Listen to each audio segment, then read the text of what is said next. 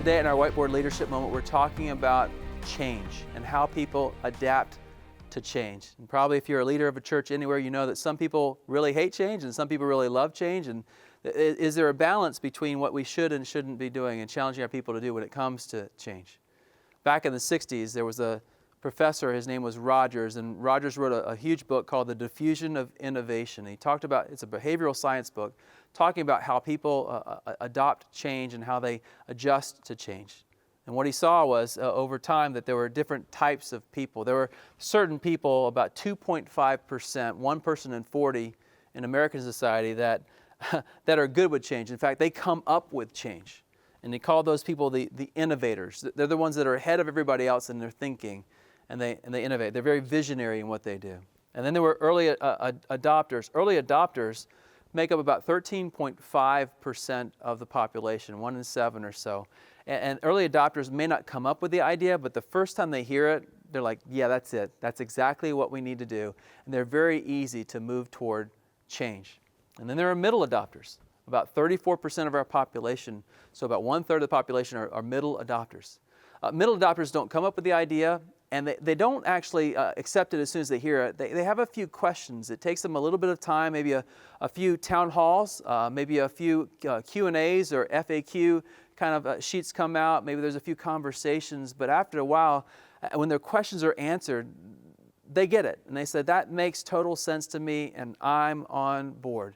It's very often a very short period of time, but not as short as an early adopter. And then there are those late adopters. Another 34% or 1/3 of our people in our congregations are late adopters. Those are the people that can't understand, why are we changing? Why are we changing anything? It's working right now. It doesn't make sense to do any kind of change. And so they may not get on board very quickly at all. In fact, some of them may look at you and say, Pastor, listen, I was here before you and I'll be here after you. And they just don't, they're not going to adopt to new change because it takes them a while. And then there's the laggards. The laggards have this motto, we shall not be moved. It doesn't matter what you do. It doesn't matter what God does. We're simply not going to get on board. And maybe it's because we just don't want to. There's a passage in Luke chapter 5, and Jesus is talking about wineskins. And I believe it's verse 38 of chapter 5. He says, and no one, after tasting the old wine, will want the new, for they'll say, the old is better. That's 16% of the population of your church. Now, here's the thing you need to hear. That means that 1/6 of your church typically doesn't want to change. Which means very often, if you're leading, which is all about change, you're always going to be leaving some people behind. You want to take, though, as many as you can with you. And very often what I've noticed in churches is they leave the late adopters and the middle adopters behind because they're so quick to make so many changes. Let me make some observations about the church. In most cases, when we design communication in the church, it's simply for everything from middle adopter to early adopter to innovator. We don't really think about the sleeping giant over here of the laggards and the late adopters. Churches know they're experiencing this if they look at their giving and realize that only half the people give. Or if they look at their groups and realize only half their people are in small groups. Or they look at any of their activities and realize that less than half of the people are actually on board with whatever activity you're talking about. And the reason this is happening is because you haven't figured out a plan to address the late adopters and the laggards. For example, let's talk about a building campaign. Typically in building campaigns, less than half of the congregation ever makes a commitment to the campaign. And the reason for that is simply this, that most campaigns are 4 to 6 weeks long, and it's simply not long enough for a late adopter to be involved.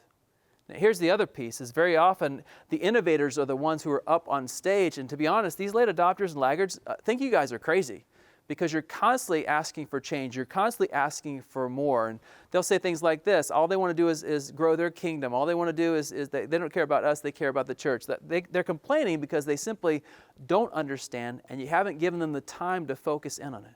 Here's how you reach a late adopter. You don't let an innovator talk about the change, you let a middle adopter talk about the change. Late adopters think early adopters and innovators are crazy. But they like middle adopters because they're a little more methodical and they typically have relationships with them. And so this is kind of, for example, in a small group scenario, you're at a church that only half the people are in a small group. You would bring someone up on the stage who would be saying something like this, I didn't think small groups were a good idea. When they started announcing that as an opportunity, I didn't get involved. I had a bunch of questions and I wasn't sure, but a friend of mine invited me to a group, and I finally began going to that group, and I began to experience some things. And my wife and I began to experience things in our marriage, we began to experience things in our family, we began to experience things in our heart we never could have experienced without being a part of the small group. I was a skeptic to begin with, but now I am all for small groups, and you should join a small group. When a late adopter hears a middle adopter say that, they're much more likely to come on board. Whereas if an innovator says, listen, everybody just needs to do this, or they should do this, it's very rare. It's very rare that they'll actually get on board with things like that.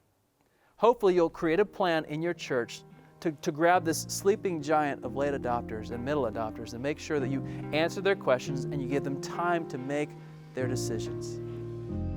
This has been a Converge Whiteboard Leadership Moment. To learn more about Converge or to join us, check out converge.org.